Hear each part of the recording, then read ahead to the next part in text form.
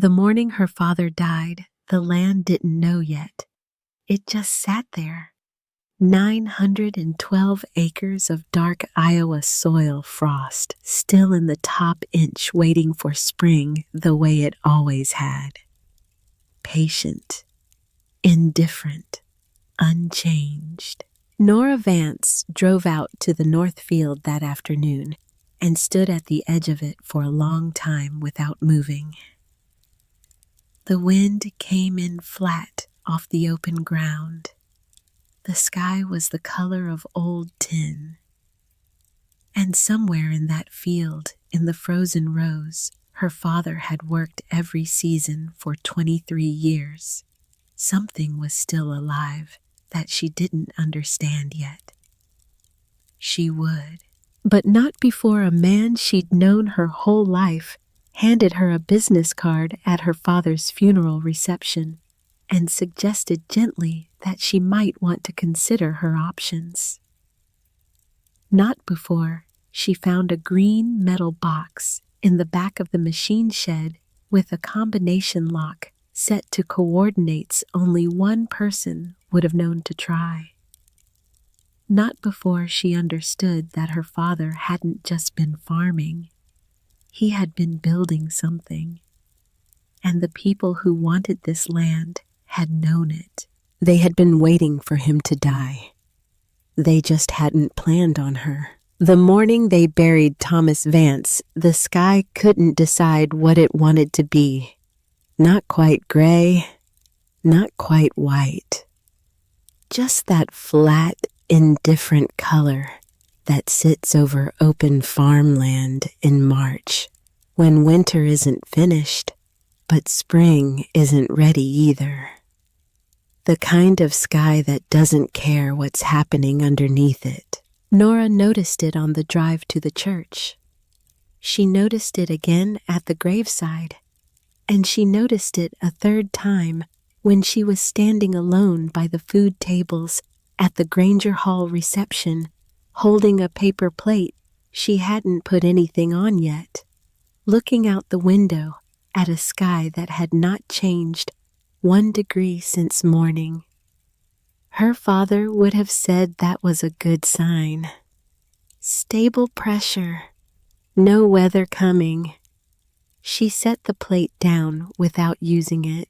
The hall smelled like casserole and old coffee, and the particular kind of grief that collects in rooms where people don't know what to say. Folding tables lined the walls. Someone had put out a display of photographs. Thomas at 30 standing in front of a tractor that looked almost new. Thomas at 45 squinting into afternoon light with his hand resting on a fence post, the way he always stood when he was thinking.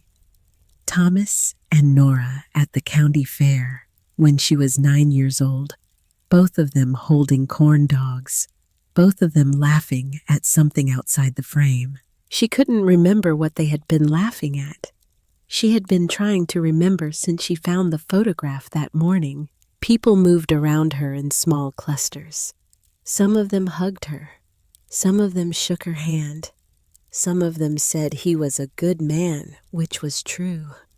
Some of them said he went peaceful, which she did not know to be true, and which seemed beside the point anyway. He had been alone in the cab of a John Deere 8R on a Tuesday morning in March, and his heart had stopped, and the tractor had kept moving until it reached the edge of the north field and ran into the fence post there.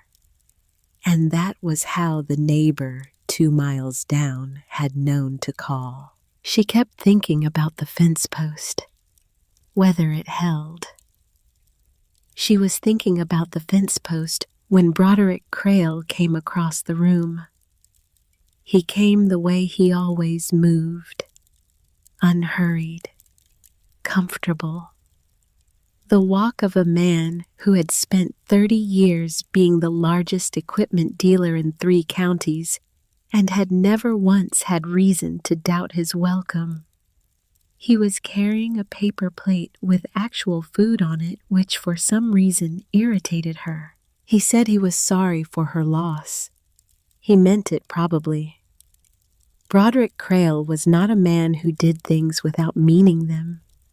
Then, he said he just wanted her to know that if things got to be too much, if the situation became difficult, if she found herself needing to think through her options, he handed her a business card. Nora looked at the card. Then she looked at him. "I know your number," she said. Broderick nodded. He had the grace not to say anything else. He moved away toward a cluster of men near the coffee urn, and Nora watched him go. And then she looked back down at the card in her hand. She knew his number because her father had called it. Years ago, when the equipment note came up for renewal. Before something changed. Before Thomas Vance quietly stopped doing business with Broderick Crale and never explained to anyone in Callaway County exactly why. She slid the card into her coat pocket. She would think about that later. She thought about it that night, actually sitting at the kitchen table after everyone had gone home and the hall had been cleared, and the leftover casseroles were stacked in the refrigerator in dishes that belonged to other people. She thought about it while she looked at the stack of documents her father's attorney, Catherine Mole, had walked her through that afternoon. The loan paperwork, the equipment notes, the summary of assets and liabilities that Catherine had laid out on the kitchen table with the careful, precise kindness of someone delivering a diagnosis. 912 acres. A John Deere 8R 3 years into a 6-year equipment note. A grain bin complex with an aeration motor that needed replacing. A loan at First Agricultural Lending for $1.2 million. Refinanced 18 months ago.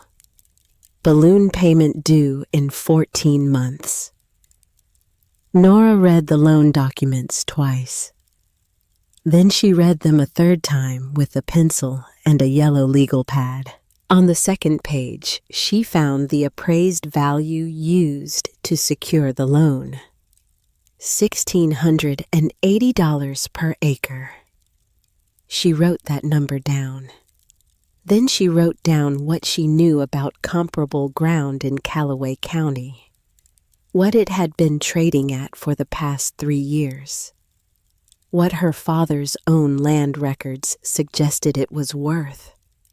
$2,400, $2,700, $3,100 for the best ground along the creek bottom.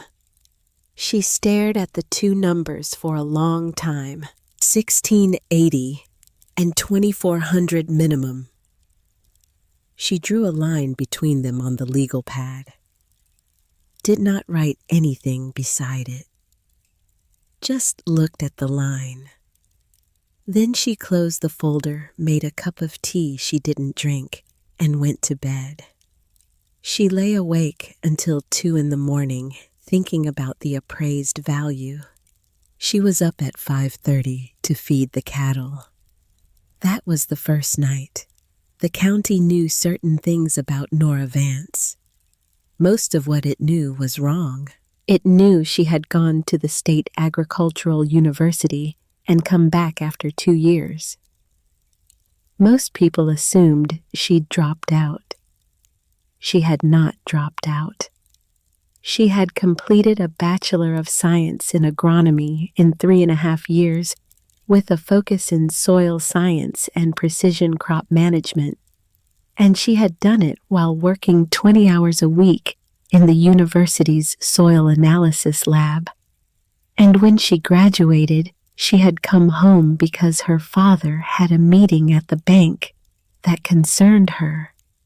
And because she had the specific feeling, the way you sometimes do, that something was shifting in a direction that required her to be present. She had never mentioned the degree to anyone in Callaway County. Her father had asked her not to. Quietly. Over dinner one evening the week she got home. He had said some knowledge you keep private until it's needed. He had said the people who announce what they know spend their energy on the announcement. He had said the ground doesn't care whether you have credentials. It just responds to what you do. She had understood what he meant. She understood it more now. The county also knew she ate breakfast at the Farmstead Diner every Tuesday morning. Booth by the window facing the grain elevator across the highway.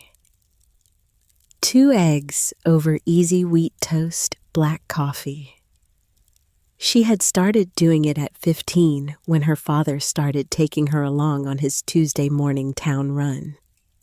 They would get breakfast, go to the co-op, pick up whatever parts or supplies were needed, and drive home with the radio on low, and both of them quiet in the easy way of people who don't need to fill silence. She kept doing it after he died.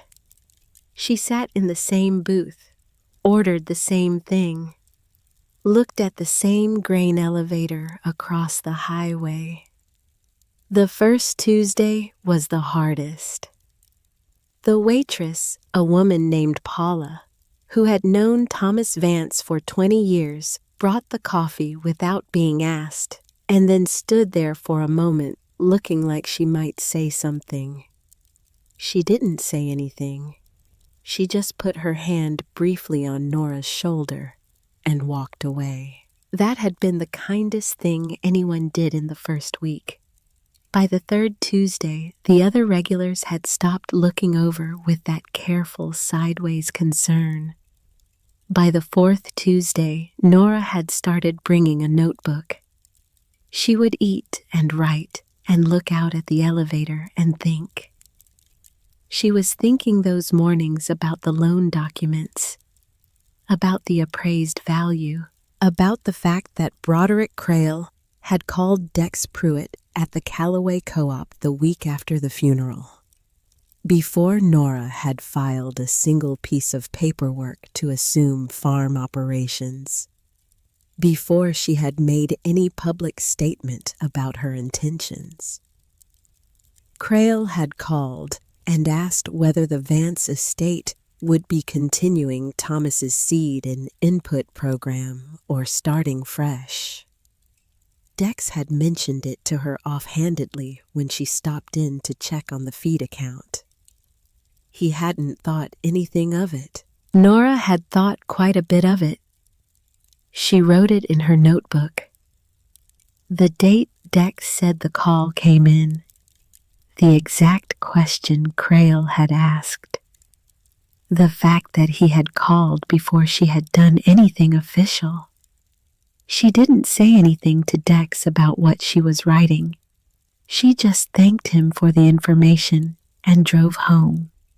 She was learning that the most useful thing she could do most of the time was to say very little and write everything down. Her father had taught her that too, without ever saying it directly. Agnes Drury came to the funeral reception. This was noted by several people in the hall quietly, because Agnes Drury did not come to many public events anymore.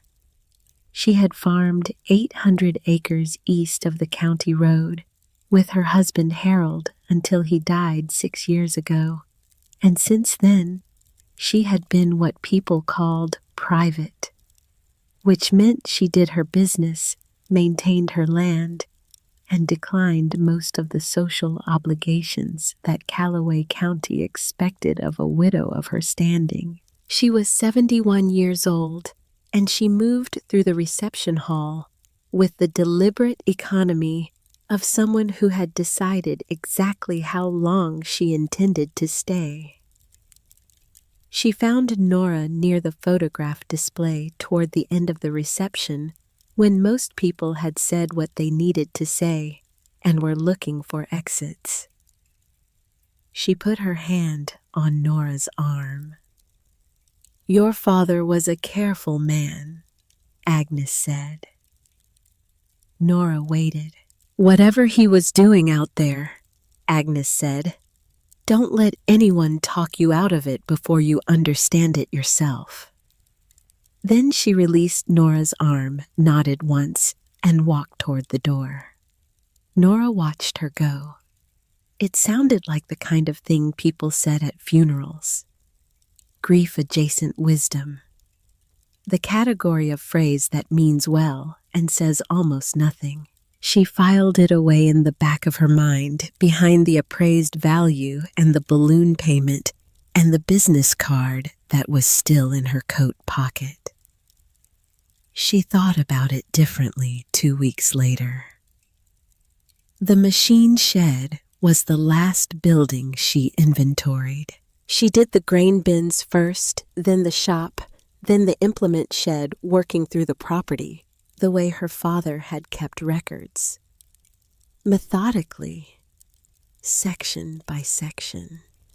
She had a clipboard with a printed list, and she moved through each building, checking condition, taking notes, photographing anything that needed attention.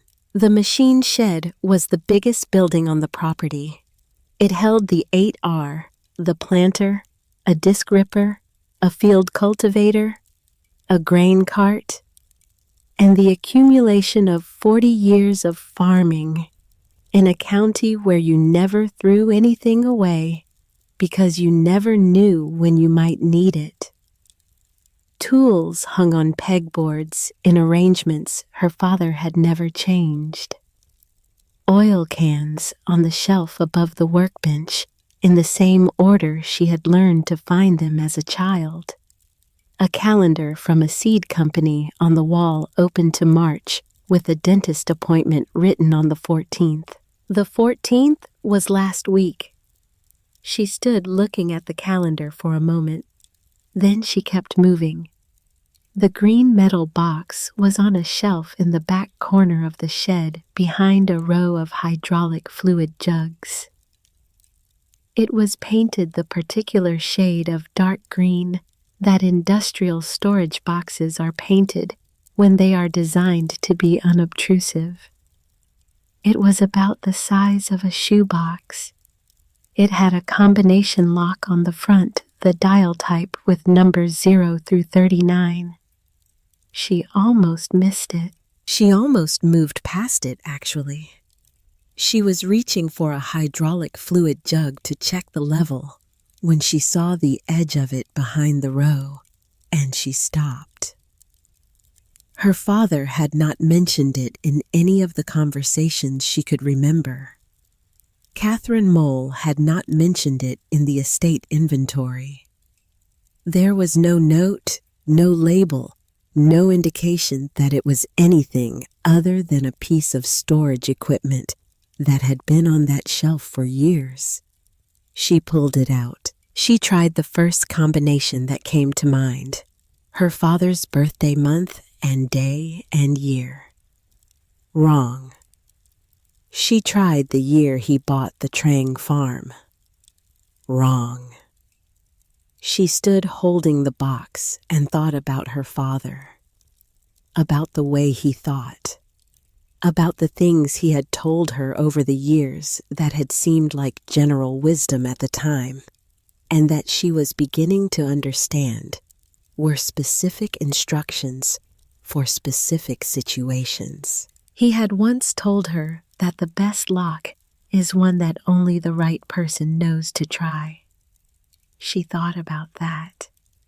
Then she thought about the north field, the home section, the ground her grandfather had broken and her father had spent his life improving, the parcel that appeared on every document, every map, every record she had looked at in the past 2 weeks.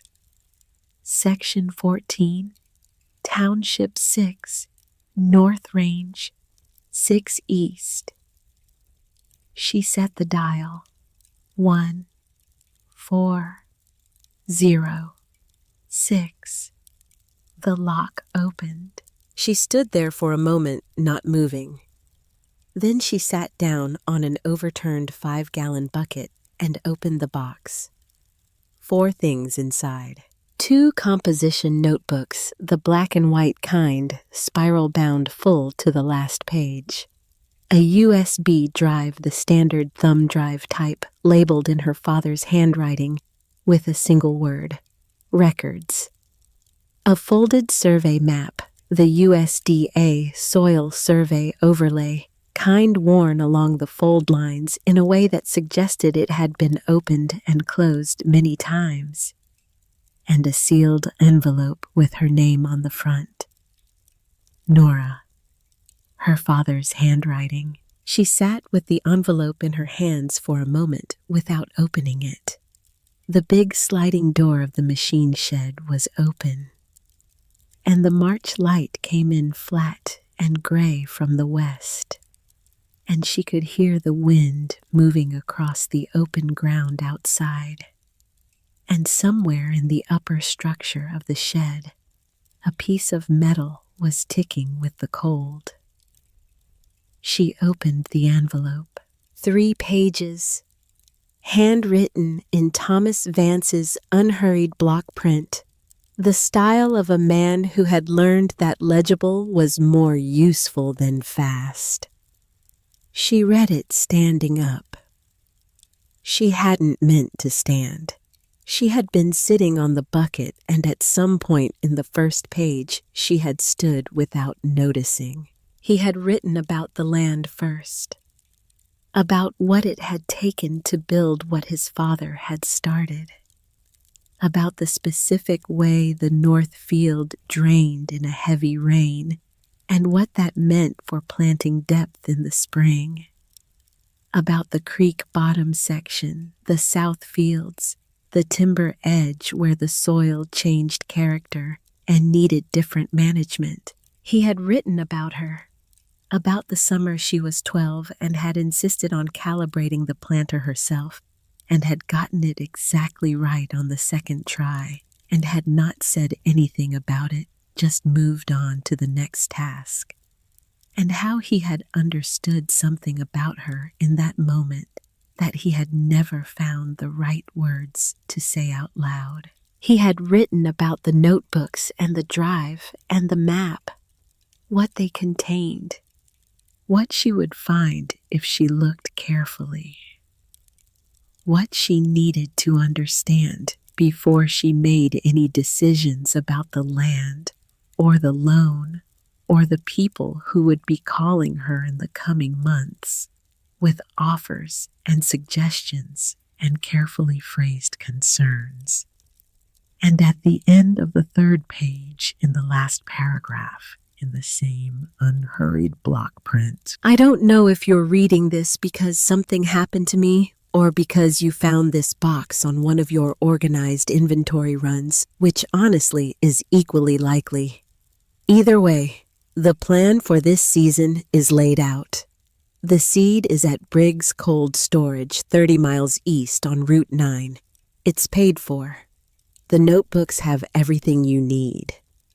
You know how to read them because you know how to read soil, and you know how to read numbers, and you know how to read ground the way I taught you and the way your grandfather taught me. You always knew how. I just needed you to know that I knew that too. Nora read the last line twice. Then she stood in the machine shed for a long time without moving. The wind moved across the open ground outside. The piece of metal in the upper structure kept ticking. The March light shifted slightly toward evening without warming anything. She was not a person who cried easily or often. She had not cried at the hospital when they told her. She had not cried at the funeral or at the graveside, or during the reception. She had cried once alone in the truck on the way home from the attorney's office for about 4 minutes, and then she had stopped and driven the rest of the way home in silence. She cried now, not because she was overwhelmed, not because she was afraid, because she was 24 years old and she had lost her father 6 weeks ago, and she had been holding the grief at arm's length the entire time, pressing it back with paperwork and inventory lists and loan documents and the specific focused practicality that she had learned from him. And now he had reached across whatever distance exists between the living and the dead and told her in 3 pages of block print that he had seen her clearly, that he had always seen her clearly, that he had trusted her with everything. She let herself cry for a while. No one was watching. The cattle were in the south lot. The fields were empty. When she was done, she put everything back in the box. The notebooks, the drive, the map, the letter. She closed the lid and set the combination and carried it to the house and put it on the kitchen table. She did not open it again that night. She sat at the table and looked at it while the light outside changed from gray to dark. She did not eat dinner. She made coffee she drank half of. She listened to the wind against the north side of the house, the way it had always come in March, the way it had come every March. She could remember the same direction, the same sound unchanged. At 9 o'clock, she got up, checked the locks on the back door, turned off the kitchen light, and went upstairs. She lay in the dark and thought about the appraised value. $1,680 per acre. Thought about the line she had drawn on the legal pad between that number and what she knew the ground was worth. Thought about Broderick Crail at the reception with his paper plate and his gentle suggestion that she might want to think about her options. Thought about Agnes Drury's hand on her arm. Your father was a careful man. Whatever he was doing out there, don't let anyone talk you out of it. She stared at the ceiling for a long time. Then she turned over and slept. There was a lot of work to do in the morning. The following Tuesday, she brought both notebooks to the farmstead diner. She ordered her usual, opened the first notebook, and began to read. Her father had dated every entry. The first one was 7 years ago, a Tuesday in April, in the same year she had started her second year at the university. The entry was short. Just the date, the field section, a soil temperature reading, and one line starting the north 40 on a modified rotation. See if the ground responds. She turned the page, and then she kept turning pages slowly in the booth by the window with her coffee going cold, while the morning moved around her, and Paula refilled her cup twice without being asked, and the grain elevator across the highway sat in the flat. March light unchanged, and Nora Vance began to understand what her father had actually been doing out there for the last 7 years. It was not what anyone in Callaway County thought. It was not what anyone in Callaway County would have guessed. And by the time she reached the last entry in the second notebook, dated the November before he died, she understood why he had kept it private. Because what Thomas Vance had built in those fields was not just a farming system. It was an argument, and the argument was not yet finished. The first notebook started on a Tuesday in April, 7 years ago. 40 acres, north section, a modified rotation Thomas Vance had designed himself, built around a winter rye cover crop sequence that nobody else in Callaway County was running. The entry was 3 lines long. The handwriting was unhurried, and at the bottom, in smaller print, a single observation: soil temp 2 degrees warmer than adjacent conventional ground. Note for spring. Nora read that line 3 times. 2 degrees in April on 40 acres. She turned the page. The second entry was 2 weeks later. Soil temperature again, moisture readings, a note about root development in the rye that was so specific it required the kind of attention most people didn't give to cover crops, because cover crops were not the point. They were the thing you did before the real crop, the thing between seasons.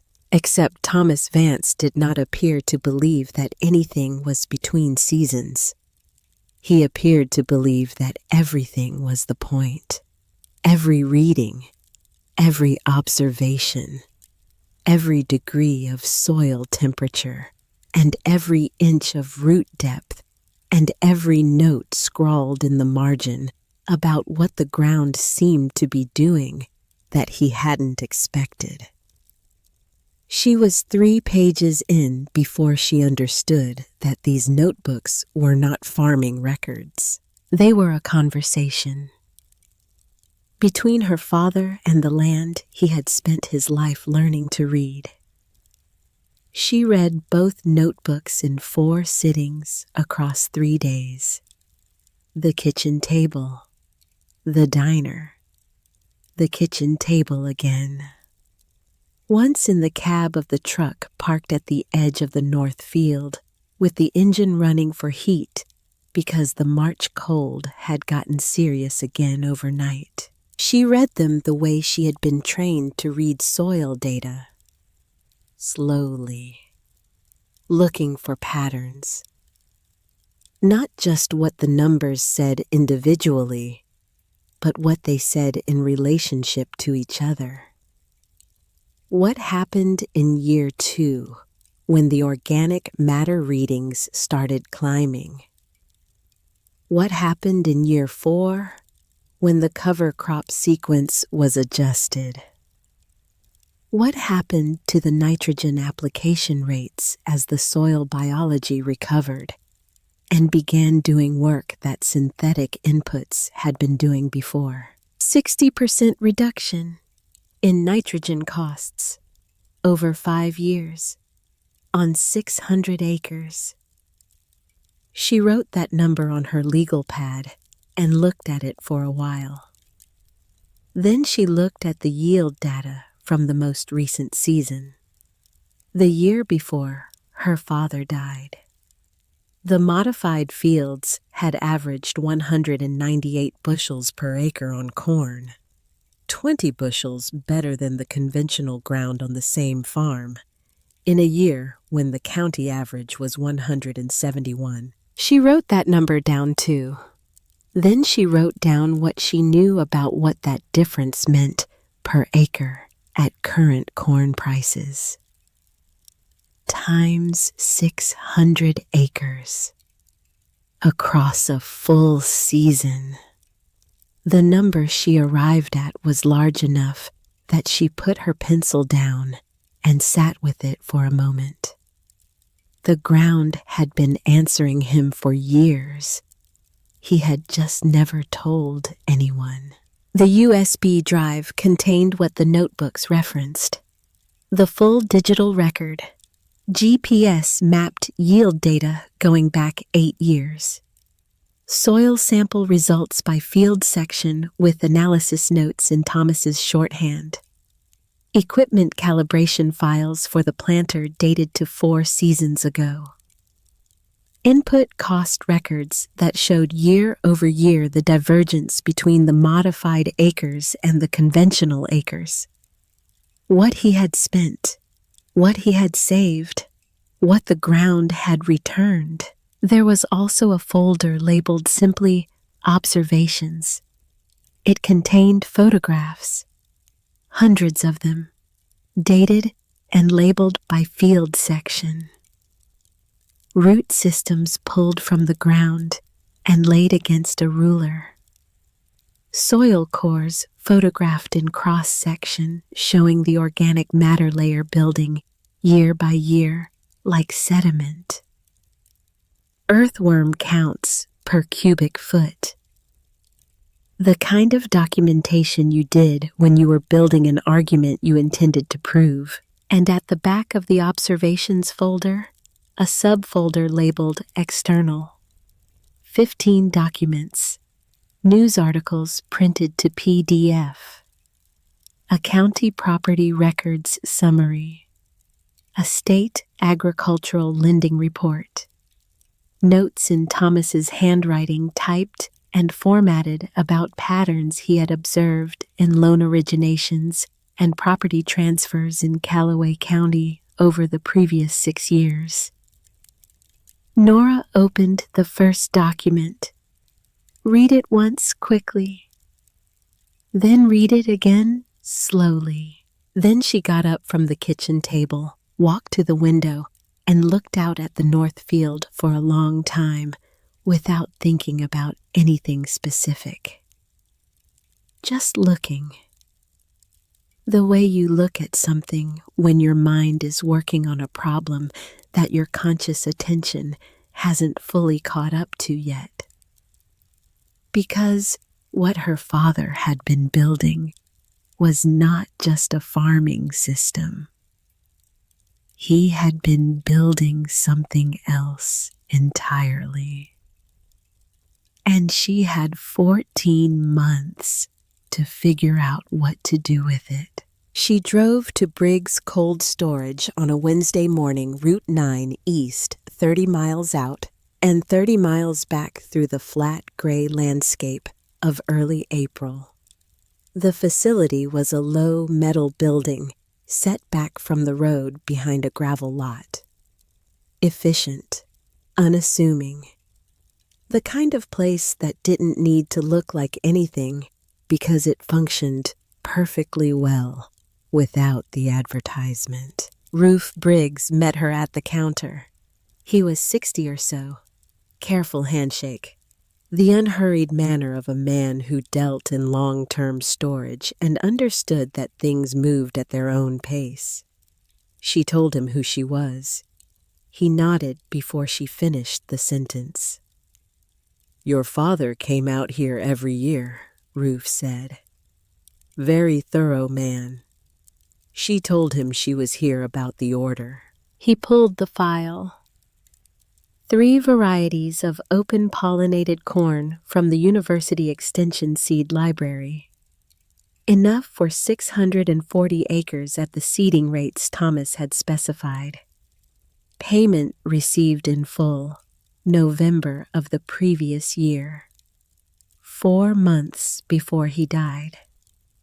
She stood at the counter looking at the invoice. He had known. Maybe not that he was going to die, but he had understood that the season needed to be secured before anything else could be uncertain. He had paid for the seed in November, because November was when you made sure. When you locked things in. When you stopped leaving the future to the future. "Did anyone ever ask you about his order?" she said. Rufus thought about it. Took his time. "There was a call," he said. "Maybe September, October of last year." Man asking whether your father was a customer. Asked specifically about open pollinated varieties. Did he give his name? No. What did he sound like? Roof considered this with the same unhurried seriousness he seemed to apply to everything. Local accent, he said finally. Friendly. Like he was just asking. She wrote the detail in her notebook. September or October. Local. Friendly. She thanked Roof, loaded the seed inventory confirmation into the truck, drove back toward the farm. She got about 4 miles before she pulled over on County Road 9 and sat with the engine idling. Because it was time to look at the map. She unfolded it carefully.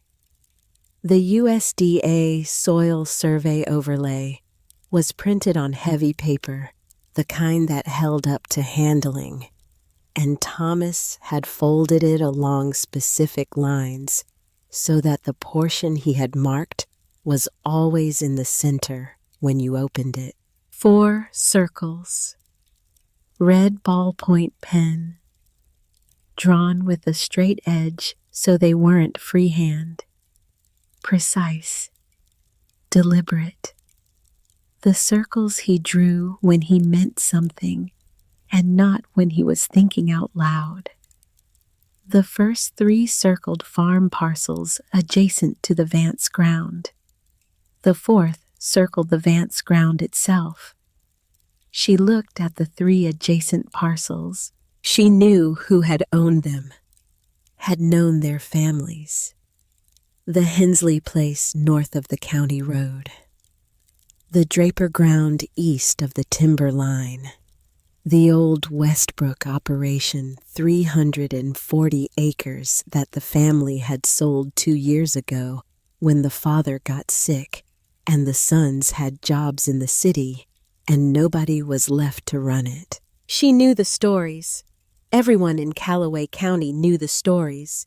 Prices dropping, equipment costs rising, a bad year followed by a loan restructuring that didn't quite solve the problem, followed by another bad year, followed by a sale at a price that was probably fair given the circumstances, except that the circumstances themselves were the question nobody had asked out loud. She drove to the county recorder's office that afternoon, asked for deed transfer records on the 3 parcels, and 4 others she had pulled from the external folder on the USB drive farms she hadn't known personally, but that Thomas had flagged. She came back the next day, and the day after that. 2 full days in the county recorder's office, which smelled like old paper and fluorescent light, and the particular kind of institutional patience that county offices accumulate over decades. She photographed every document she found. The pattern took shape on the 2nd day around 2 in the afternoon, when she had the deed transfers laid out on the table in the order they had occurred, and she could see the whole sequence at once. A.H.G. Land Holdings, LLC. Delaware registration. Registered agent at a law firm address in the capital. Nothing on the surface that told you anything, but the acquisition record told you plenty. 2,400 acres, all in Callaway County, all within a 5-mile radius of the Vance farm, all acquired between 2018 and 2023 from farmers who had gone through loan distress situations at First Agricultural Lending, all appraised at the time of loan origination by the same individual. A contracted appraiser named Dennis Holt, listed as an approved vendor for First Agricultural specifically on agricultural property transactions, and Aldrich Foss. Aldrich Foss had handled every originating loan, every single one, and the equipment notes on 3 of the distressed farms had been financed through Broderick Crale's dealership.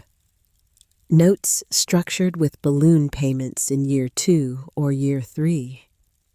Notes that had come due at precisely the moment when the farms were already thin on cash flow from the commodity price environment of those years. Not tricky to see once you laid it out, except nobody had laid it out, because each piece by itself looked like ordinary business: a loan, an appraisal, an equipment note, a farm in trouble. A sale, nothing unusual, until you put all the pieces on the same table and looked at them together. And then it looked like something very different. She photographed the last document, packed up her bag, walked out into the April afternoon, and sat in her truck in the county parking lot and looked at the windshield without seeing it. Then she called Catherine Mole. Catherine's office was in town's 2nd floor above the insurance agency, the kind of space that accumulated files the way farmland accumulated topsoil, slowly and usefully. She was mid-40s, direct, with the particular quality of stillness that good attorneys develop when they have heard enough complicated situations to know that rushing through the description helps no one. She listened to all of it: the 2 notebooks, the USB drive, the external folder, the appraised value discrepancy in Thomas's own loan documents, the deed transfer pattern, Dennis Holt's name on every appraisal, Aldrich Foss on every loan, Crale's equipment notes timed to the balloon. She listened without interrupting. When Nora finished, there was a silence. Then Catherine said carefully, "Do you understand what you're describing?" "I think I do." "If the appraisals were deliberately suppressed," Catherine said, "that is bank fraud." Nora nodded.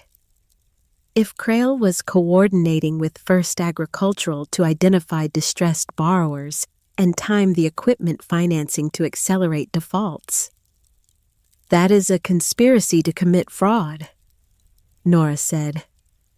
My father was documenting it. Another silence. You'd need evidence linking the parties directly, Catherine said. The records you found establish pattern. They don't yet establish coordination. There's more, Nora said. In the map. She unfolded the soil survey overlay on Catherine's desk, showed her the 4 circles, explained the drainage tile system, the Luvuk, the 3 AHG parcels surrounding the Vance ground on 3 sides, the buried pipe network that moved subsurface water across those parcels to the main outlet, the outlet that the Vance farm depended on entirely. Catherine looked at the map for a long time. If someone controlled those surrounding parcels, Nora said they could file for a drainage modification. Legally. Redirect the water, and the best ground in the basin becomes very difficult to farm.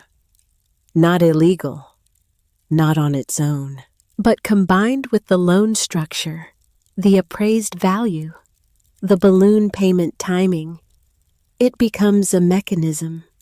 You engineer the financial distress. You acquire the surrounding land. You wait. And when the owner finally has to sell, the ground is worth less than it was because the drainage situation has been allowed to deteriorate. And you buy it at the bottom. Catherine sat back in her chair. Your father was not just building a farming system, she said. No, he was building a case. Yes, there was a long pause. The office was quiet. Outside the window, the main street of Callaway moved at its ordinary April pace, unhurried and unchanged. Then Catherine said something that sounded simple and was not simple at all. "Protect the box," she said, "and farm." Nora planted in May. Alone for the first week, running the planter herself, calibrated to Thomas's GPS prescription maps on her laptop, monitoring population rates by field section the way he had shown her when she was 17 and had first started riding along on planting days. The prescription maps were already loaded on the USB drive. Everything was already prepared. She just had to follow the plan, which was harder than it sounded. Not the technical part. She knew the technical part.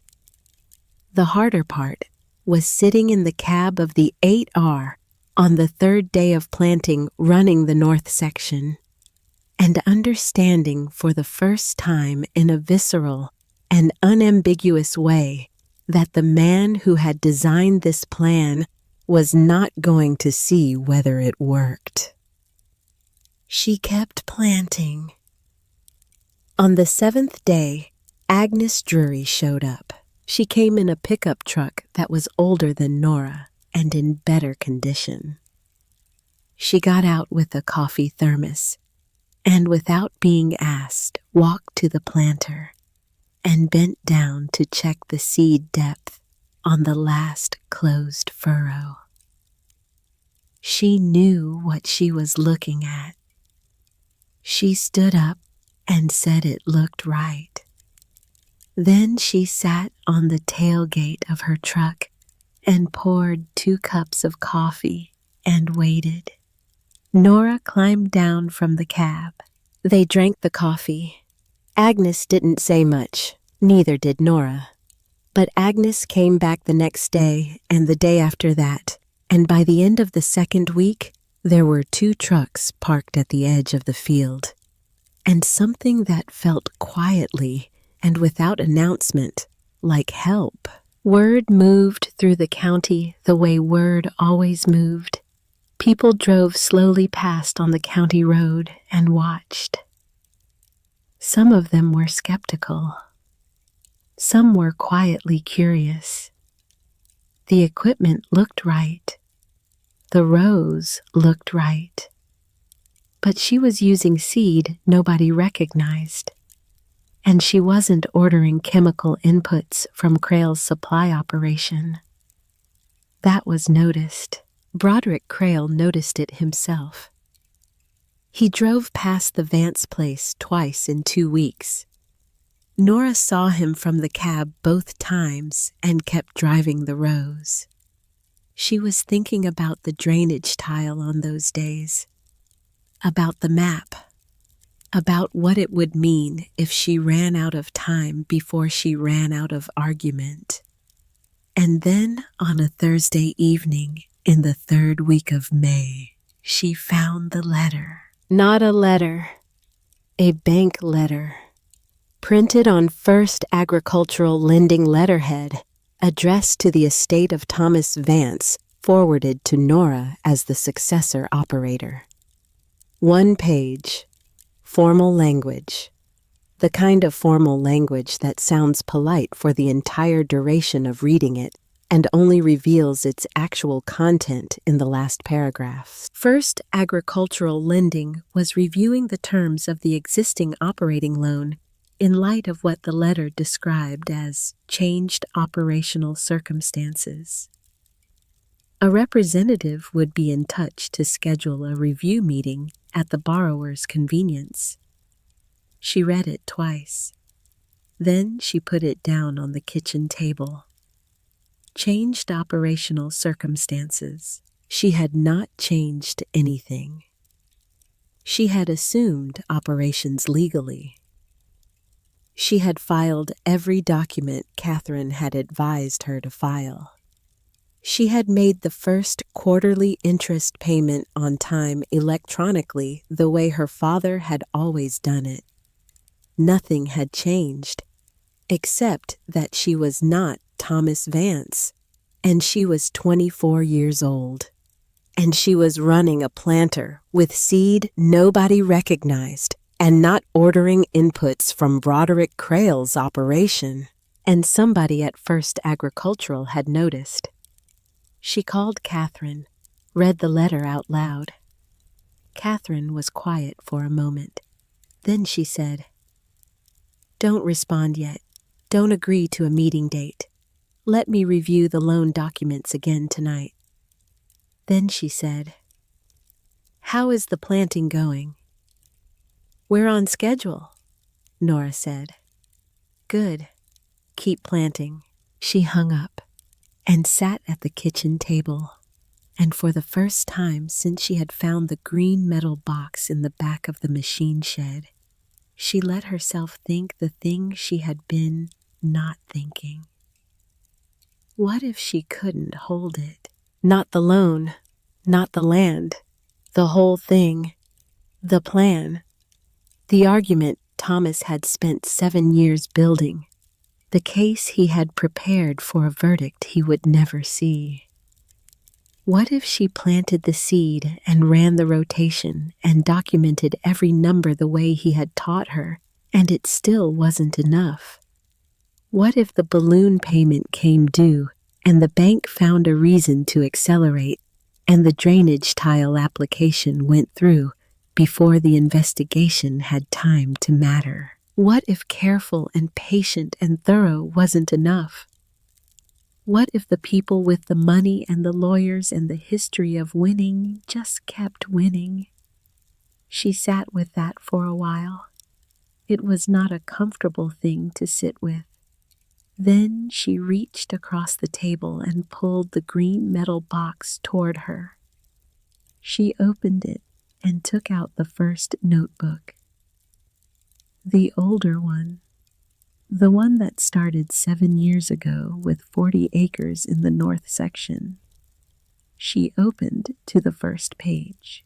The date, the field, the soil temperature reading, and at the very top before the date in Thomas's block print, a line she had read 3 times in the diner and not fully absorbed until now.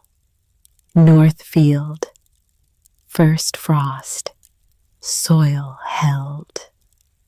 He had written that on the day she was born. She had not connected those 2 things before. That the first entry in this notebook, the record he had started before he even knew what the record would become, was dated the same day she had arrived. North field, first frost, soil held. She closed the notebook, put it back in the box, closed the lid. Then she got up, checked the weather forecast for tomorrow, confirmed it was clear, and went to bed. There was a full section left to plant in the morning. Agnes Drury was waiting at the field edge when Nora arrived at 6:15. 2 trucks, 2 thermoses. Agnes handed one over without ceremony. Nora took it, looked at her. "I need to ask you something," she said. Agnes waited. "What do you know about AHG land holdings?"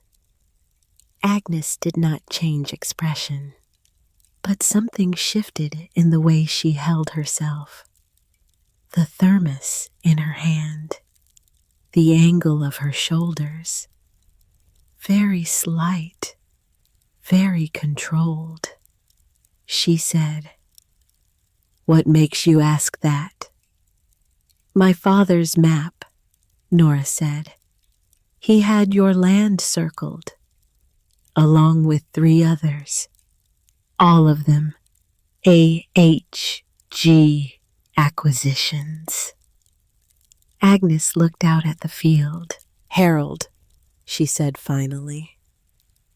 My husband, fall of 2018. He took a refinancing loan that Aldrich Foss recommended. Commodity prices had dropped and things were tight, and Foss came to him very reasonably with a very reasonable proposal. Nora waited. The appraisal came back at $1,200 an acre, Agnes said. We were surrounded by ground trading at $2,200-$2,300. I said that to Harold. He said the bank had their own appraiser and we weren't in a position to argue. Dennis Holt, Nora said. Agnes looked at her. He appraised every farm that went to AHG, Nora said. Agnes was quiet for a moment. We sold 300 acres, she said. Winter of 2019. To satisfy the balloon payment when the operating income couldn't cover it. Harold signed the papers in January. He had a stroke in March. I'm sorry, Nora said. Agnes looked back at the field. He had farmed that ground for 31 years, she said. He had never in 31 years felt like he didn't know what he was doing.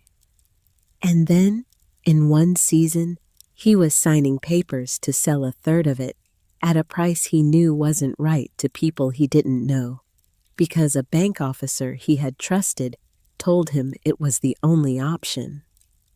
She stopped. The morning was quiet. The field stretched away from them half-planted.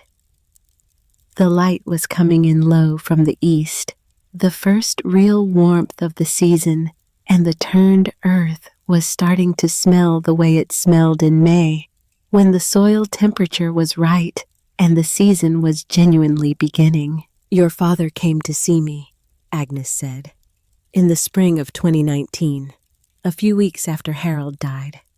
He didn't say much. He just asked if I had kept the loan documents. I said I had. He asked if I would be willing to let him make copies. I didn't ask why. I just said yes. He knew, Nora said. He knew, Agnes said. Or he suspected. Which with a man like your father was more or less the same thing. He said to me that if he ever found what he was looking for, he would make sure I was part of the conversation. And then he died before he could. Agnes said nothing for a moment. Then she said, No. He left you the box. Nora filed the complaint in June. 2 complaints, actually, submitted on the same Tuesday morning. The first to the Office of the Comptroller of the Currency. The second to the State Department of Agriculture's Commercial Practices Division. The OCC complaint included 6 loan files documented from the County Recorder's Office. The AHGLLC Incorporation records. Dennis Holt's appraiser registration. The full pattern analysis Thomas had assembled in the external folder.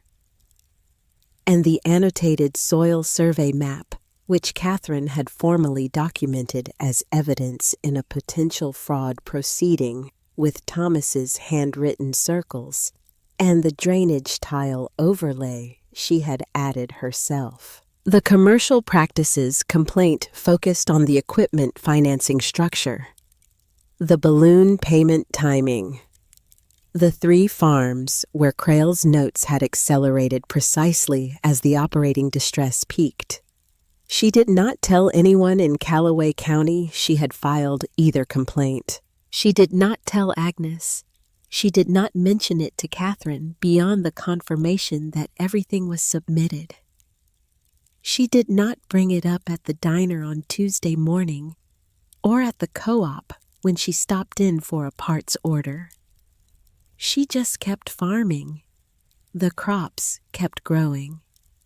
And Aldrich Foss called on a Thursday afternoon in the last week of June, which she had been expecting. He said he was calling as a courtesy to ensure she understood the timeline on the balloon payment, to let her know the bank wanted to work with her, to mention carefully that there was a private land investment group that had expressed preliminary interest in the Vance property, and that if she wanted to explore options, the bank could facilitate an introduction.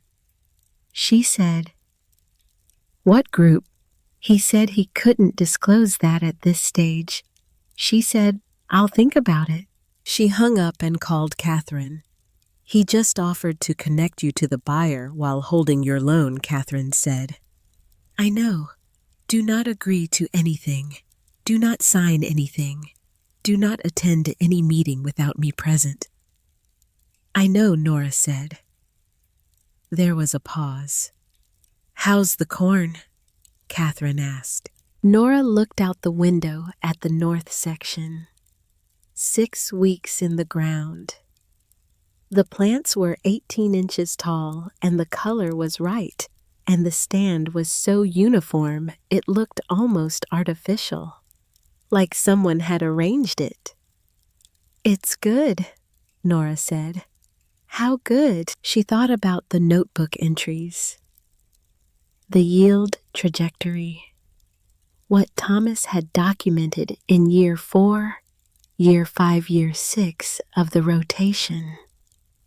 What happened when the soil biology fully recovered and the organic matter reached the threshold where the system started feeding itself? "I don't know yet," she said. "But I think it's going to be good." She hung up. Walked out to the north field, stood at the edge of it in the June evening, the light going golden and long across the rows, and looked at what was growing. 7 years of preparation, in the ground, visible, real, not finished, not proven, not safe yet, but growing. And for the first time since March, since the flat gray sky above the frozen field, and the fence post at the edge of the north section, and the tractor that had kept moving after her father's heart stopped, Nora Vance felt something that was not grief and was not fear. It was closer to certainty. The ground was answering. July came in hot and stayed that way. Not the ordinary summer heat of central farmland. Something meaner. A dry press that settled over Callaway County in the second week of the month and didn't lift. The kind of heat that makes the air above the road shimmer at noon and turns the soil on conventional ground to something closer to concrete by 3 in the afternoon. Nora watched it happen from the cab of the 8R on the days she was running field checks. She watched the neighboring fields. She watched the way the leaves on conventional corn curled inward at the edges by midday. Rolling, which is what corn does when it is conserving moisture. When the root system has reached its limit, and the plant is rationing what it has left. She watched, and then she turned and looked at her own fields.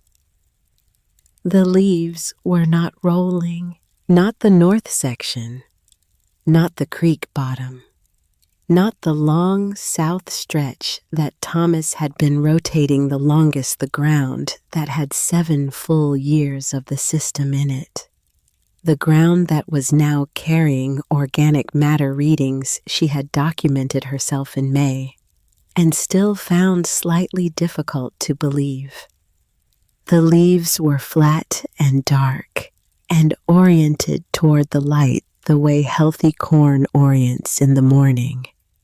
Not conserving, not rationing, just growing, because the roots were deeper, because the soil structure had been rebuilt over 7 years to hold water the way a sponge holds water instead of the way compacted ground holds it, which is barely and briefly. Because Thomas Vance had understood something that most of Callaway County had stopped believing was practically achievable, that the ground could be taught to take care of itself. She walked the north section on a Tuesday morning in the 3rd week of July, the way she had been walking it every week since planting. Notebook in hand, measuring tape in her back pocket. The same protocol Thomas had established and documented and passed forward in 2 composition notebooks that were now held in a fireproof safe at Catherine Mole's office, along with everything else. She pulled an ear at random from the middle of the row, pulled back the husk, stood there looking at it. Full tip fill. Kernel rows set straight from base to tip. The kind of ear development that showed up in the last entries of Thomas's notebooks in his descriptions of what the system produced in years 5 and 6. The entries she had read and understood technically, but had not until this moment seen with her own hands. She stood in the row for a long time. Then she took out her notebook and wrote what she saw. The date, the section, the ear measurements, the observation in plain language. At the bottom she wrote, "He was right." Closed the notebook, walked back to the truck. She called Catherine from the field road. "We have a problem," Nora said. "What kind?" "The kind where I'm going to be very hard to lowball." There was a pause. How hard? She looked back at the field. The July light coming down full and flat, and the corn standing straight into it. Not rolling, not struggling, just there, doing what the ground had been prepared to let it do. "I don't know yet," she said. "But I think someone is going to be surprised." Cobb Slade arrived on a Monday in the 2nd week of July. He was 22. Grew up on a grain farm in the next county. Had the hands and the posture of someone who had been doing physical work since he was old enough to be useful, which on a farm meant younger than most people would guess. He came with a recommendation from Agnes Drury, which was not a small thing. He showed up at 7 in the morning in a truck that was older than Nora's by about 5 years and in comparable condition. He knocked on the back door. She opened it. He said he understood there was part-time work available. She looked at him for a moment. "You know cover crops?" she said. "Some. You know how to pull an ear and read what it's telling you." He thought about it, honestly, which she appreciated. "I know what to look for," he said. "I'd have to learn your system." She nodded. "Come in," she said. "I'll show you the notebooks." She spent 2 hours at the kitchen table walking him through the protocol, the notation system, the field sections and their individual histories, the way Thomas had documented observations and what those observations were intended to capture over time. Cobb asked questions that were practical and specific, and showed he was listening rather than waiting to demonstrate that he already knew things. At the end of it, she stood up and took a composition notebook from the drawer beside the refrigerator. New, unopened. She set it on the table in front of him. Write everything she said. He looked at the notebook. The date she said, the temperature, what you see. If something doesn't look right, write that too. What if I'm wrong about what I see? Then you're wrong, she said. Write it anyway. The point is the record, not being right. He nodded. He started the next morning, and he did what she asked. He wrote everything.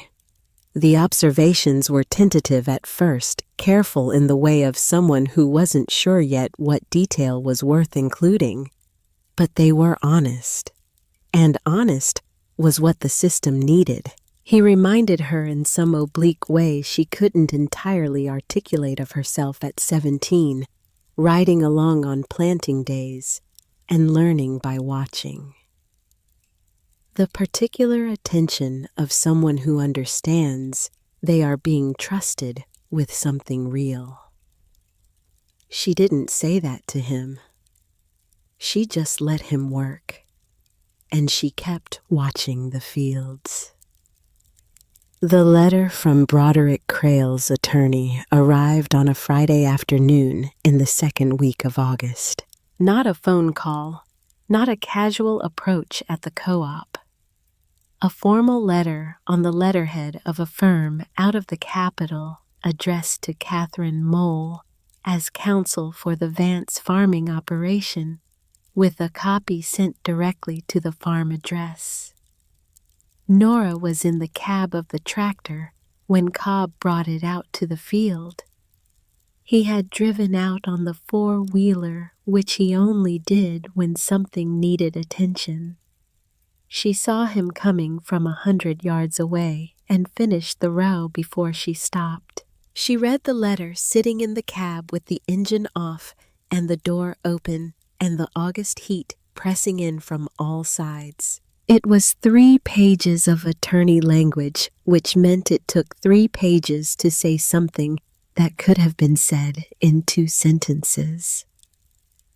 The substance was this: in consideration of the ongoing complexity of the operational and financial situation, Broderick Crale's interests were prepared to offer a structured resolution. A private purchase at what the letter described as a fair and carefully assessed market value of the entirety of the Vance farming operation. The purchase price, which was stated in the second paragraph, was sufficient to retire the first agricultural loan and associated equipment notes and return a cash settlement to Nora personally. The settlement figure was written out plainly. It was not a small number. She read it twice. Then she folded it, put it in her shirt pocket, climbed down from the cab, walked to where Cobb was waiting with the four-wheeler. He looked at her face, which apparently said something because he didn't ask anything. She drove back to the house and called Catherine. "He wants to settle," Catherine said after Nora read the letter aloud. "He wants to make it go away," Nora said. "Same thing from his perspective." She looked out the kitchen window. The north section visible from here. The corn, in full August development, shoulder-high dense, the kind of stand that made you understand why people had been farming this particular type of ground for 150 years. "The number is real," Catherine said. "I want to be clear about that. It would solve your immediate financial situation." Nora said nothing. "What are you thinking?" Catherine said. She thought about Agnes Drury's kitchen. The two of them sitting at the table in the spring, Agnes telling her about Harold. 31 years on that ground, signing papers in January. stroke in March. The way Agnes had said it. Steady and without drama, the way you say things you have had 6 years to finish grieving. If I take it, Nora said 6 families don't get anything back. She could hear Catherine processing that. The complaint is filed, Catherine said. The investigation proceeds regardless of what you decide. You taking a settlement doesn't stop that. But it changes the story, Nora said. It means they can say the Vance farm was a willing seller. It means there's no centerpiece. It means the families who didn't get a choice never see someone stand in front of a camera and say this was wrong. Another pause. That's not a legal argument, Catherine said. No, Nora said. It's not. She made the decision in the next 30 seconds. Not dramatically, not with ceremony. The way her father had made decisions, which was quietly and without leaving much evidence of the deliberation except in the outcome. Tell them no, she said. No settlement, no meeting. And you can tell them why if you want to. Why?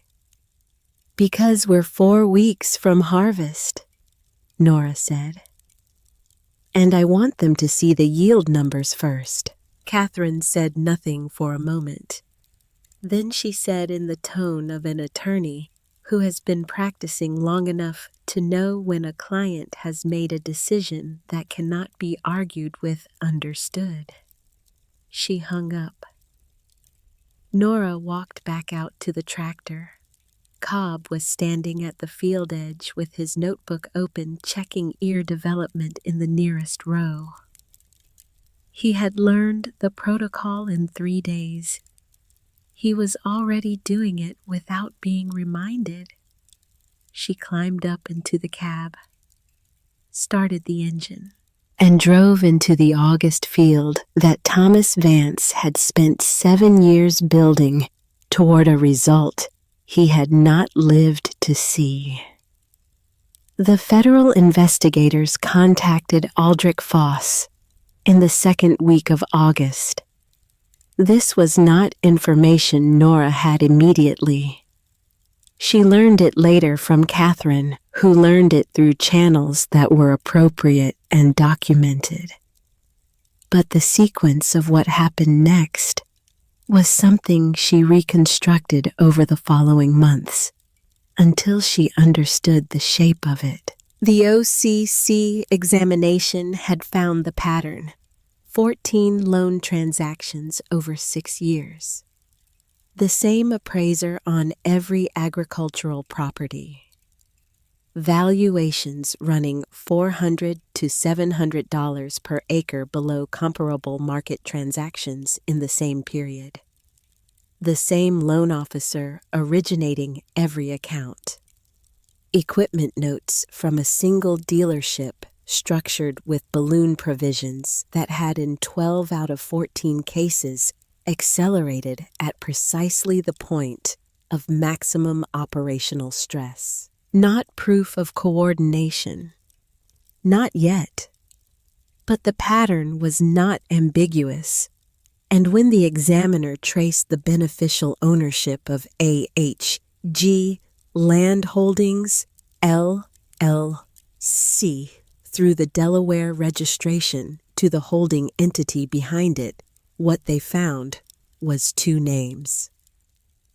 Broderick Crail and a regional developer named Maddox Shell, who had in the event files of his own company a project prospectus for a large-scale commercial grain processing facility. Requiring the prospectus noted a minimum of 3,000 contiguous acres in a basin with established drainage infrastructure and proximity to a Class A rail corridor. The Callaway Basin, specifically. The 3,000 acres he needed were 2,400 already acquired, plus the 912 acres of the Vance farm. The plan had a name in his own documents. He had called it Basin Complete. Aldrich Foss was contacted by the examiner on a Wednesday morning and had retained his own attorney and begun cooperating by Thursday afternoon.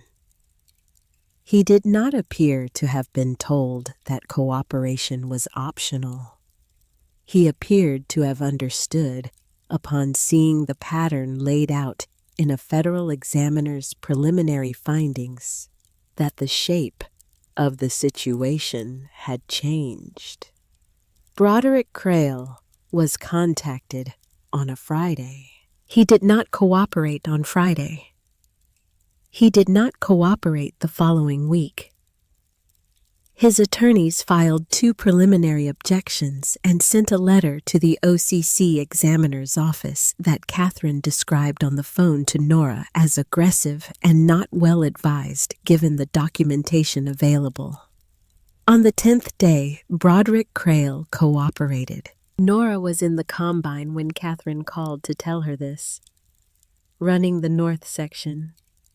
The harvest had started 3 days earlier, and she had been in the cab for 12 to 14 hours a day, which was not unusual for harvest and which she had been managing with the particular focused endurance that harvest requires.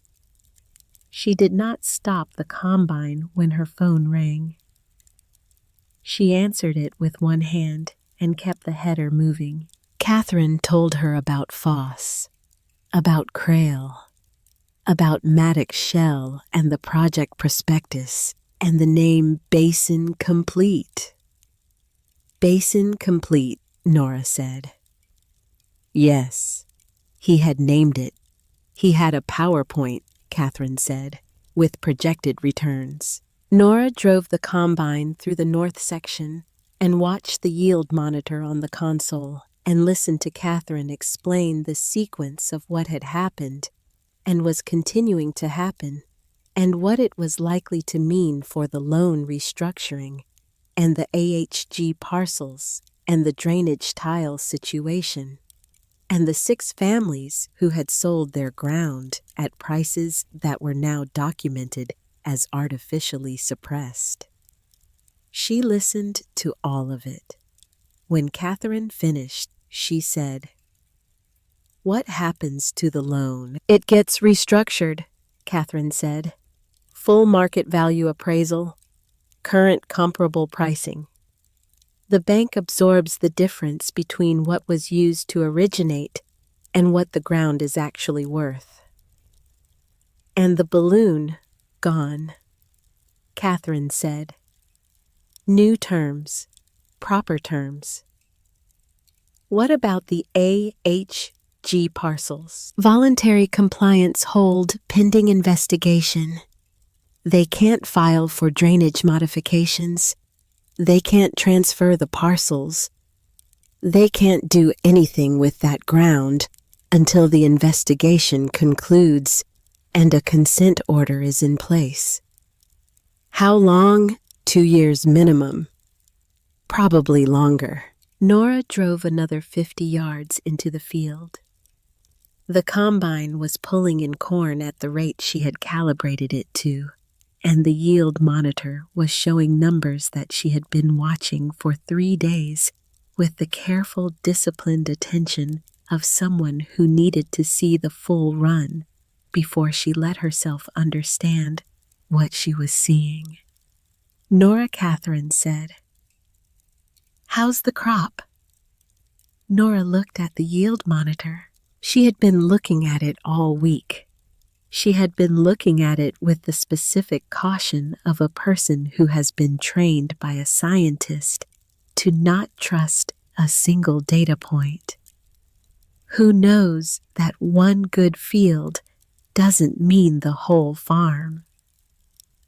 Who knows that one good week doesn't mean the whole harvest? But this was the 3rd week, and it wasn't one field. "Come out at the end of the week," Nora said. to the farm. Bring something to write with, Nora said.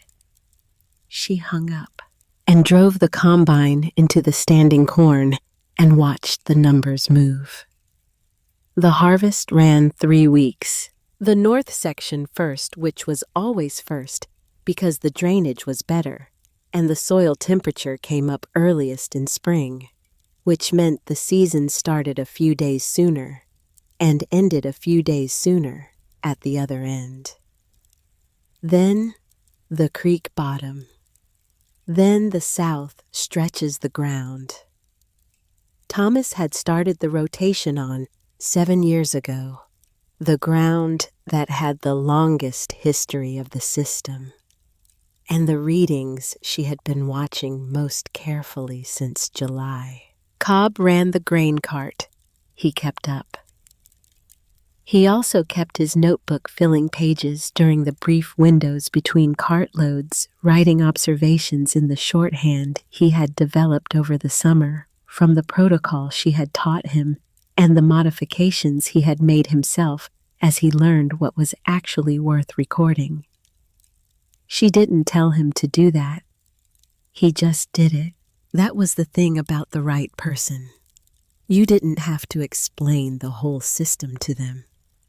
You just had to show them where the attention belonged, and they figured out the rest. The county FSA office was on Main Street in town above the pharmacy. Nora walked in on a Tuesday morning in the first week of October, 3 weeks after she had run the last pass on the south fields and cleaned the combine and parked it in the machine shed, and stood in the empty field for about 20 minutes, just looking at what was left. The woman behind the counter had worked that desk for 22 years. Her name was Phyllis. She was practical and thorough, and she processed crop insurance documentation with the specific brisk competence of someone who had seen enough seasons to not be surprised by much. Nora handed her the form. Phyllis began processing it, entered the field sections, entered the harvested acreage, 612 acres. Then she entered the yield figure and stopped. She looked at the form. Then she looked up at Nora. Then she looked back at the form. "Did you verify this?" she said. "3 times, Nora said. Phyllis looked at the form again.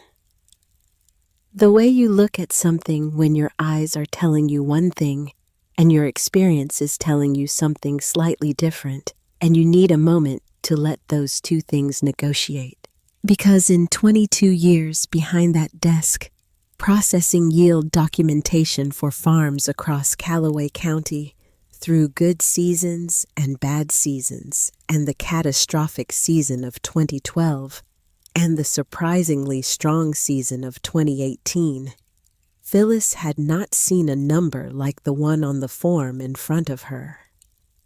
247 bushels per acre on 612 acres. The Callaway County average that year was 183 bushels per acre. Already a decent year. Already a year people would remember as solid. The previous county record had been set in 2018 by a 4,000-acre operation running full precision agriculture proprietary seed varieties and a complete synthetic input program managed by an agronomist on staff. That operation had averaged 231 bushels per acre, and people had talked about that number for years afterward, the way people in farming communities talk about numbers that seem to mark a before and after. Nora Vance, 912 acres total operation, 612 harvested on the modified system. Open pollinated seed varieties from a university extension program. cover crop rotation her father had designed in 2 composition notebooks over 7 years. No proprietary inputs, no corporate agronomist. 247. Phyllis processed the form in silence. She did her job completely and correctly because that was the kind of person she was. But when she handed back the receipt copy, she looked at Nora for a moment longer than the transaction required. "Your father," she said. "Yes," Nora said. Phyllis nodded, slowly. The nod of someone fitting a thing into place. "He would have been glad to see this," she said. Nora took the receipt. "I think he already did," she said. In a way, she walked out into the October morning and stood on the sidewalk for a moment. The town was doing its ordinary Tuesday things. The pharmacy was open.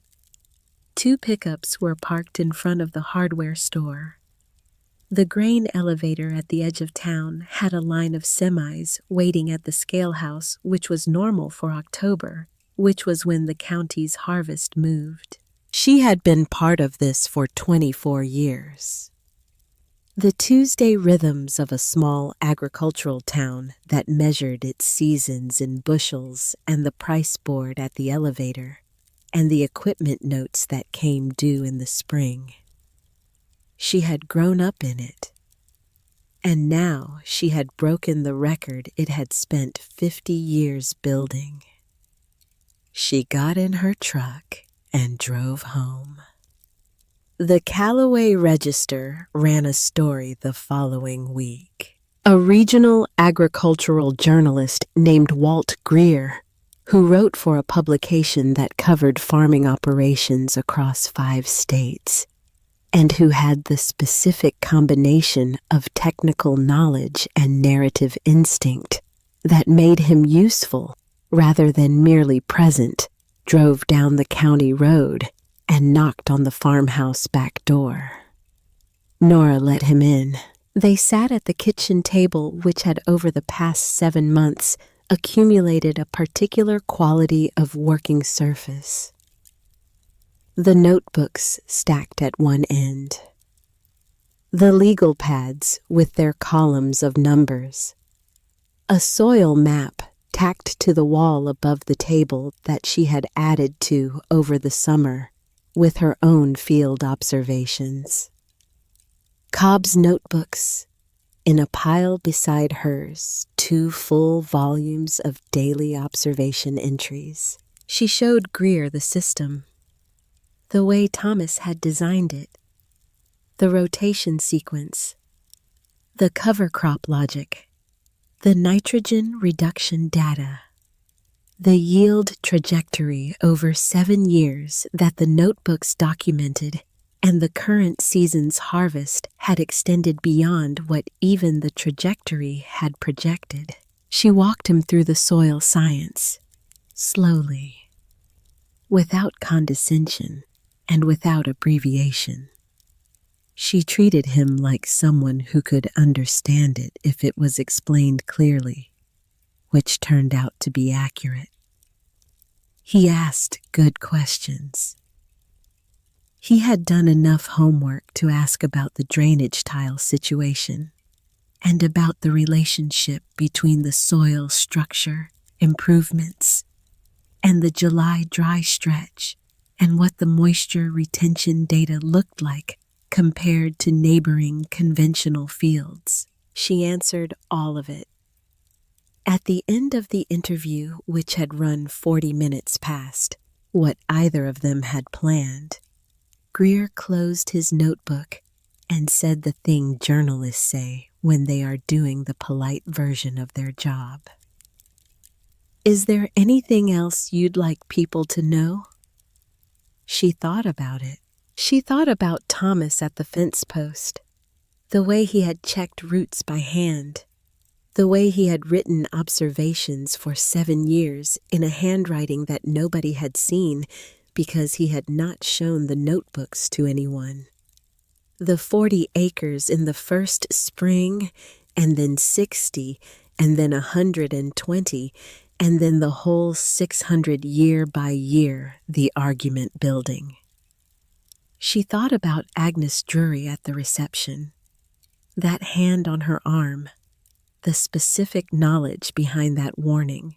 She thought about Harold Drury signing papers in January, Stroke in March. She thought about Cobb filling 2 notebooks over a single summer because she had told him to write everything, and he had understood without being told why that the record was the thing. My father used to say the ground doesn't care whether you have credentials, she said. It just responds to what you do. I think that's the thing. Whatever system you believe in, whatever approach you use, the ground eventually tells you whether you were right. You can't argue it out of an honest answer. Greer wrote that down. He drove away at 4 in the afternoon. She stood on the porch and watched his truck turn onto the county road and head south toward town. Then she went inside and made coffee and sat at the kitchen table and looked at the notebooks. Hers, Cobb's, and Thomas's 2 back from Catherine's office now that the legal proceedings were past the point where physical evidence was at risk. 4 notebooks, 2 voices, 3 seasons, and an argument made in numbers and root depths and soil temperatures and yield data that the ground had finally finished making for them. The consent order came through in the spring. The OCC matter was resolved through a formal agreement requiring First Agricultural Lending to restructure the 14 affected loans at proper market value terms and pay restitution to the impacted borrowers. 6 farm families in Callaway County. The restructuring figures varied. Some had sold early and the calculation was complicated. Some had sold more recently, and the gap between the suppressed appraisal value and the current market was stark and documentable.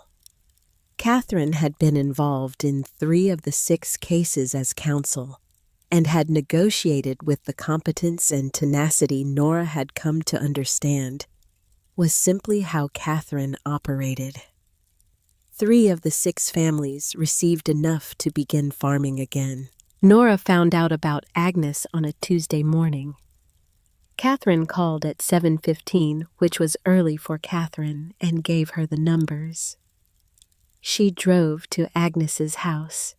It was a farmhouse of the same general era as the Vance place. White clapboard, metal roof, a large kitchen that faced east for the morning light, which was the way farmhouses were built in this part of the country when the people building them understood that morning light was when you needed a kitchen to be working. Agnes opened the back door before Nora knocked. She knew why Nora was there. She had already heard from Catherine. She was standing in the kitchen doorway with a dish towel in her hands, and her expression was the controlled, composed expression of a woman who had been managing difficult feelings for a long time and was not going to stop now. They went inside. Agnes made coffee without asking. They sat at the kitchen table. Agnes poured. The morning light came in through the east windows across the table between them. Nora told her the number. Agnes listened. She did not cry. She held the coffee cup in both hands and looked at the surface of the coffee for a moment after Nora stopped talking. Then she said, Harold would have wanted to know this. I know, Nora said. They sat with that for a moment. He would have wanted to know it was over. Agnes said. That the record was set right. It's set right, Nora said. Agnes looked up, and then, for the first time in the 8 months, Nora had known her Agnes Drury's composure moved. Not broke, not collapsed, just moved. A small shift in the line of her mouth, a brief closing of the eyes. The momentary surface evidence of something deep and long held, and finally carefully released. She reached across the table and put her hand over Nora's hand.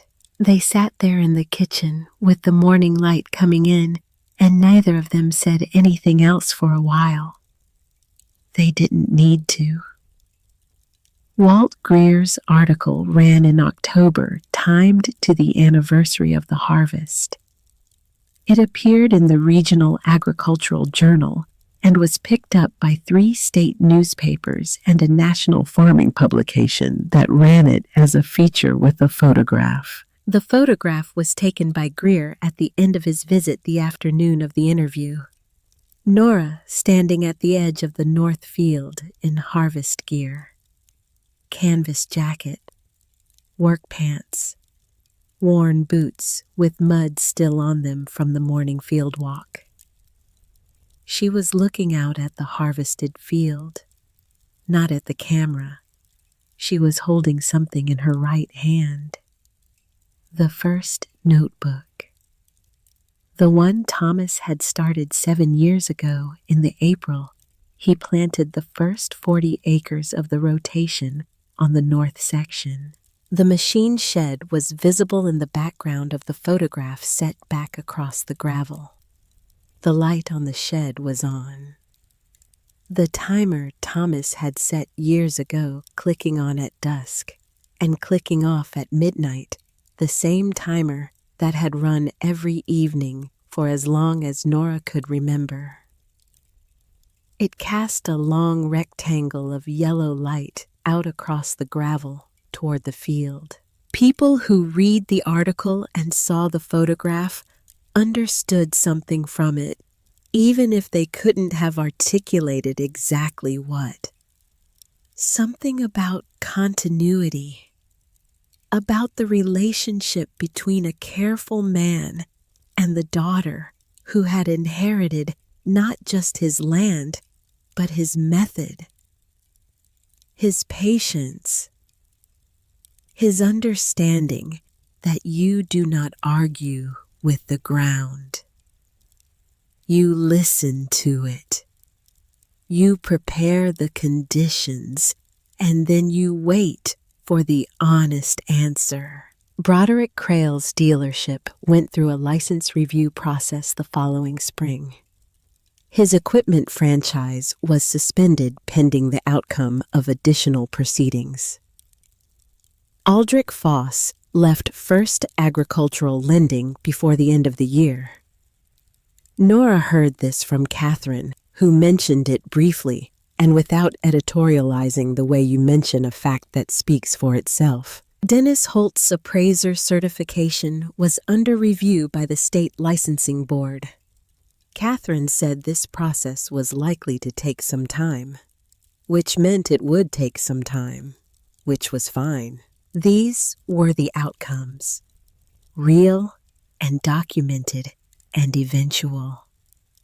The kind of justice that moves through institutions at institutional speed, which is slow, but which is also, in its own way, thorough.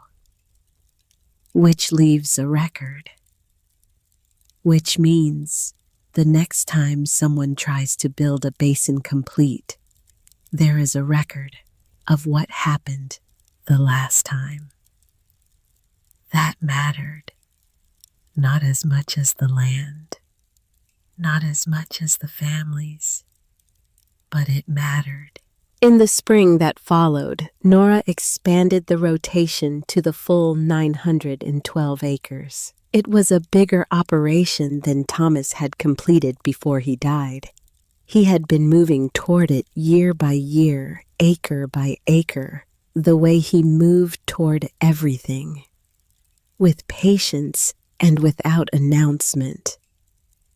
She was moving toward it the same way, except that she had his notebooks and his data and 7 years of proven results, and a 22-year-old named Cobb Slade who showed up every morning and filled pages in his composition notebooks with observations that were getting sharper and more useful every week. She had also started getting calls. The university extension program first. Then a soil science researcher from the college she had attended, a woman who had seen Greer's article and wanted to talk about the organic matter data and the nitrogen reduction figures, and whether Thomas had ever considered publishing his methodology. Nora had sent her copies of the notebooks and the USB records. The researcher had gone quiet for 2 days and then called back and talked for an hour and a half. Then a farmer from the next county. Then 2 farmers from 3 counties over. Then a woman who had read the article to her husband out loud at their kitchen table, and then called the journal to ask how to get in touch with the Vance operation, because they had been doing something similar, smaller, less documented, and had felt for years like they were doing it alone. She wasn't alone. That was the thing. That was what Thomas had not known when he started the first 40 acres. He had not known whether anyone else was thinking along the same lines, whether the system he was building had precedent or community, or whether it was just him and the ground and the notebooks and the patient long game of trying to prove something that everyone around him assumed was already settled. He had built it alone because that was what the situation required, and now it wasn't alone anymore. On the last day of April, Nora drove out to the north field at sunrise. Not to work, not to check something or measure something or document something, just to stand at the edge of it for a few minutes before the day started. The cover crop was up. Winter rye, the same variety Thomas had started with, grown to 4 or 5 inches now, and that particular vivid green that cover crops reach in the early spring when the soil temperature is right and the season is genuinely beginning. The field had a different quality in the early morning than it had at other times of day. The light came in low from the east and hit the rye at an angle that made the green almost luminous. Not dramatic, not spectacular, just clean and real and alive. She stood there in her jacket with her hands in her pockets and looked at it. She thought about the first Tuesday she had sat alone in the booth at the farmstead diner with her coffee going cold and her plate untouched, and the grain elevator across the highway unchanged, and the grief in her chest like something heavy and permanent. She thought about the green metal box with the combination that only one person would have known to try. She thought about 3 pages of block print in the machine shed doorway with the March light coming in gray and low. You always knew how. I just needed you to know that I knew that too. She thought about what it means when someone trusts you with everything. Not just the land, not just the notebooks and the records and the plan, but the knowing, the being seen, the quiet declaration made across whatever distance exists between the living and everything that comes after that. You were witnessed. That who you were was not invisible to the person who mattered most. There is no word for what that is. Or if there is, it's not a single word. It's the thing that gets you up at 5:30 when the grief is still heavy. The thing that puts you back in the cab of the combine after the bank letter and the settlement offer and the long nights at the kitchen table with the legal pads.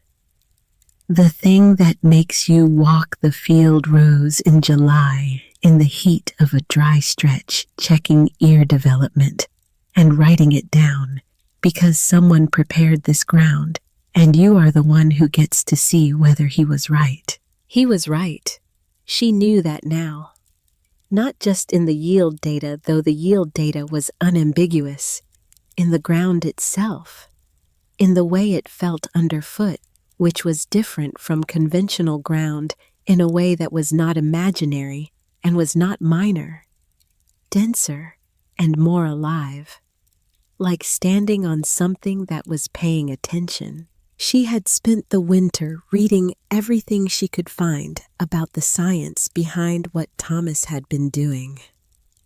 The soil biology literature, the long-term rotation studies, the organic matter research that had been accumulating in academic journals for decades, while most of practical farming moved in the other direction. She wanted to understand not just what he had achieved, but why it worked, the mechanism behind the result. And what she found was that the system worked the way it worked because it was built on a correct understanding of what the ground actually needed. Not what was convenient, not what was easiest to sell, not what produced the fastest short-term return on the investment in inputs.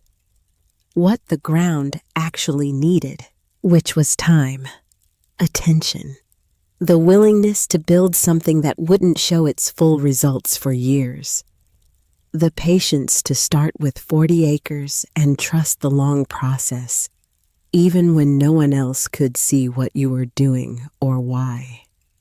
Thomas Vance had understood that, and he had left her enough to understand it too.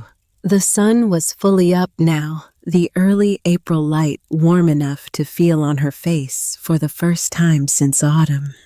Behind her, she heard a truck on the county road. Cobb probably arriving at the usual time, which was 6:30, now that the season had started. She heard the truck turn into the farm drive. The engine cut. A door. She did not turn around immediately. She took another moment at the field edge. The rye moved in a slight wind from the east. The kind of movement that wasn't dramatic. Wasn't the big wind of harvest season or the hard press of July heat. Just the ordinary movement of a living field in the early morning, adjusting, breathing, doing what it had been prepared to do. She heard Cobb's footsteps on the gravel behind her. Then stop. He had learned over the months when she was in the field because there was work, and when she was in the field because she needed a minute. He had learned to read that difference the way you learn to read most things on a farm. Not from being told, from paying attention. He waited. She took one more moment, then she turned around. He was standing at the field edge with his jacket on and his notebook already in his hand and his boots planted in the gravel with the particular steadiness of someone who intends to stay. "Ready," she said. He opened his notebook to the first blank page. "Ready," he said. She walked toward the field, and the season began.